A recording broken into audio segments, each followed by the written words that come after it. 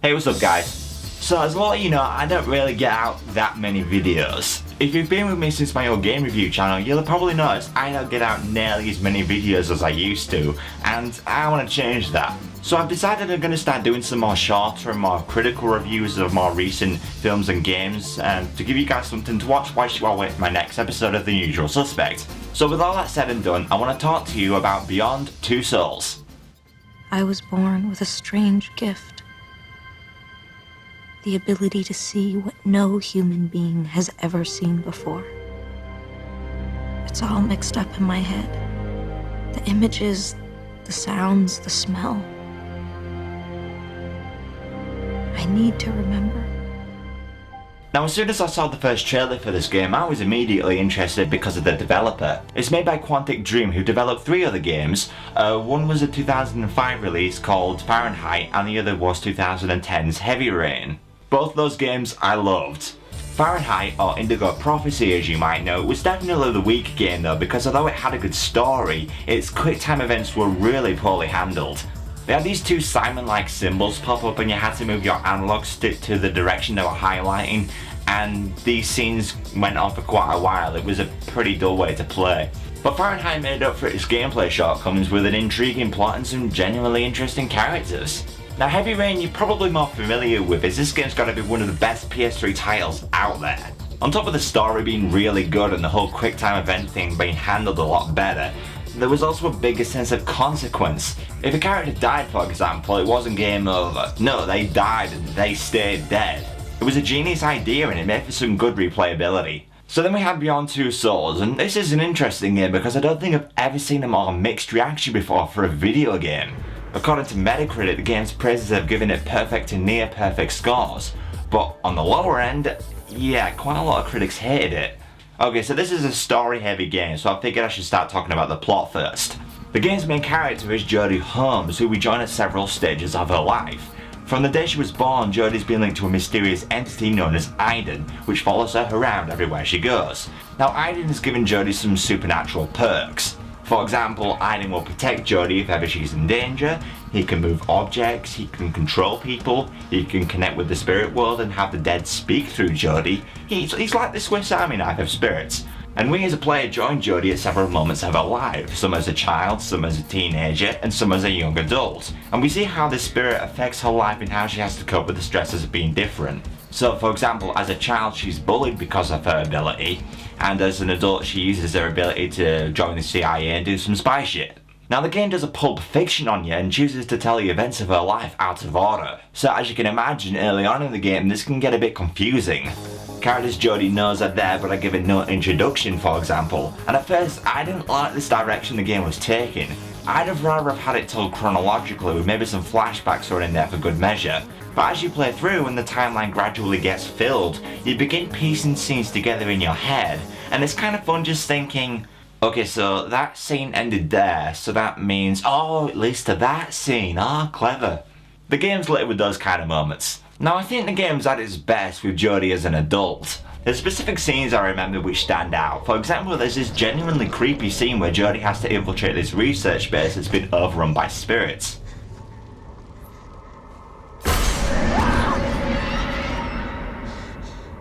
There's also this bit where Jodie meets some homeless people, and this is a very moving scene where we see this group of outcasts help Jodie when she's at rock bottom. This one was my favourite chapter, so look out for it when you play through.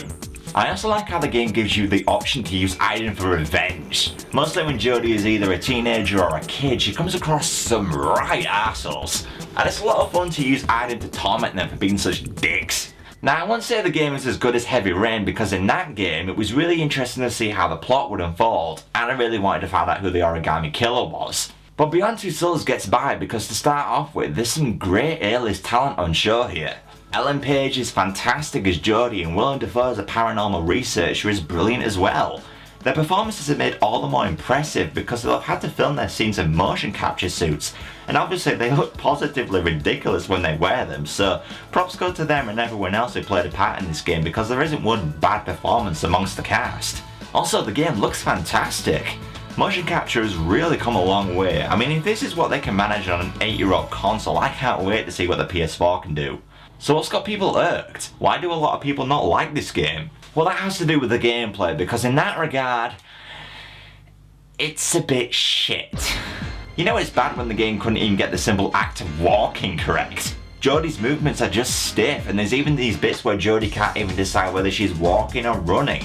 She just sort of switches between the two, and it makes her a chore to control. It is actually an upgrade from Heavy Rain because the walking in that game was even worse, but it's still not great. Then we have the game's quick time events, and these are mostly made up of fistfights and dodging stuff. Whenever time slows down, you push the analog stick in the direction Jodie is going. So for example, if she's punching to the right, you push the analog stick to the right too. If she ducks, push the analog stick down. If she jumps, push it up. The problem is it's not always clear what direction you should push the analog stick. It's hard to differentiate if she's attacking or defending, and this led to me fucking up on numerous occasions. Now because there's no game over screen, it's really not that big a deal, but it's still pretty infuriating. Then we have Aiden, and at certain parts of the game you'll be able to switch to him by pressing triangle. You can then do numerous things like scout ahead to see enemies, you can pass through walls, get people's attention. It's really cool to make use of Aiden like this, but unfortunately the game has its restrictions. The game only lets you use Aiden at specific times, and when you can use him, the game limits what you can do with him in a way that doesn't make sense. For example, there's this part of the game where Jodie is told to stay inside this cabin at night. She's not told why, but you get the impression if you do go outside, something bad will happen. So I think, okay, Aiden can pass through walls. I can see what's going on outside if I just use him. No. The game all of a sudden refuses to let you use Aiden to go through the outer walls. You can pass through the walls to the next room, but all of a sudden you can't go outside. Also, during the game's more action-oriented scenes, there's many enemies that you can either kill or take control of using Aiden, but the game limits who you can interact with. Some enemies you can control, some you can kill, but some you can't do anything with, and there's no explanation given for this.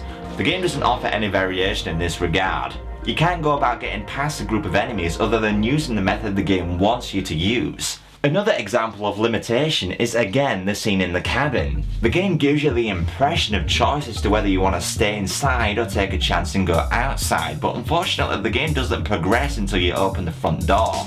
Then the other characters tell her she shouldn't have gone outside, and I'm like, I know, I didn't want her to tell her to go outside, but the game didn't give me a choice. Also, there's other scenes which don't correlate to what you decided. For example, there's this bit where this guy comes to take Jodie away.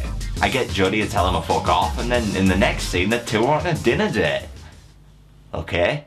Then we have probably the biggest downgrade from Heavy Rain, the lack of consequence for your actions. The game certainly gives you the illusion of consequence. For example, there's this part of the game where Jodie finds a knife, and you can choose to have her kill herself. And I'm like, whoa, holy crap, the game could end here?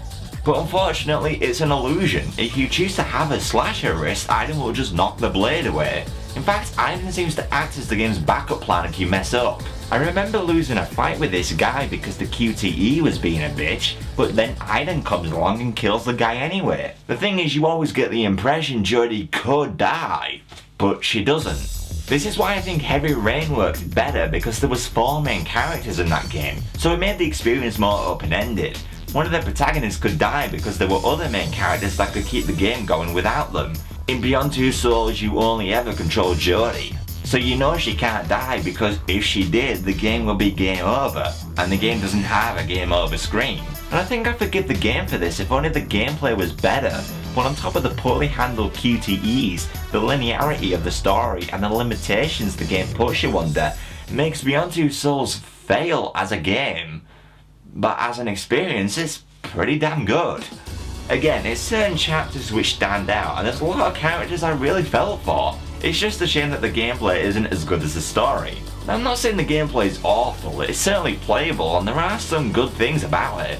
For example, the game's pretty good at creating tension.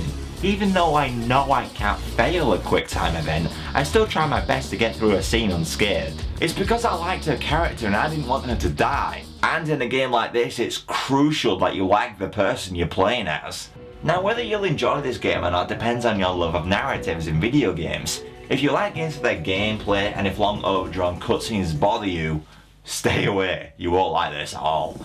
But if you're a fan of the story-driven direction a lot of games are taking now, you'll probably like it. Just play Heavy Rain first. It's a superior game both in terms of gameplay and plot, and if you like Heavy Rain then give Beyond Two Souls a playthrough.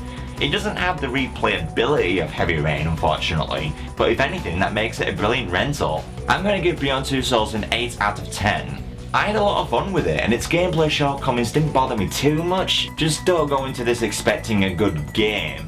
Think of it as more of an interactive movie, and a pretty damn good one at that.